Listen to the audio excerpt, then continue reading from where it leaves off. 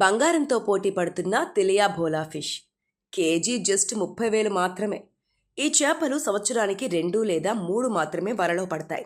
ముఖ్యంగా ఫార్మా కంపెనీలు వీటి కోసం భారీ ధరలు వెచ్చించేందుకు సిద్ధంగా ఉంటాయి. కానీ సంతానోత్పత్తి కాలంలో ఇది తీర ప్రాంతాలు, సమీప నదులు మొదలైన వాటిల్లోకి వచ్చి చేరుతుందని అంటున్నారు.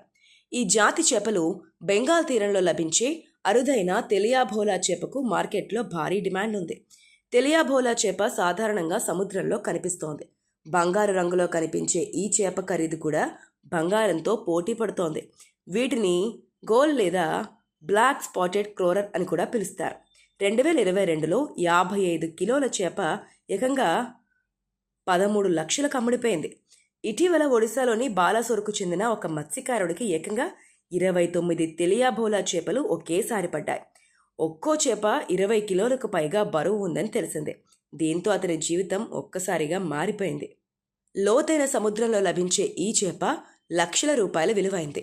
ఈ చేప కడుపులో ఉండే కొవ్వు నుండి ప్రాణాలను రక్షించే మందులను తయారు చేస్తారు. ఈ చేపలు సంవత్సరానికి 2 లేదా 3 మాత్రమే వలలో పడతాయని మత్స్యకారులు చెబుతున్నారు. ముఖ్యంగా ఫార్మా కంపెనీలు వీటి కోసం భారీ ధరలు వెచ్చించేందుకు సిద్ధంగా ఉంటాయి.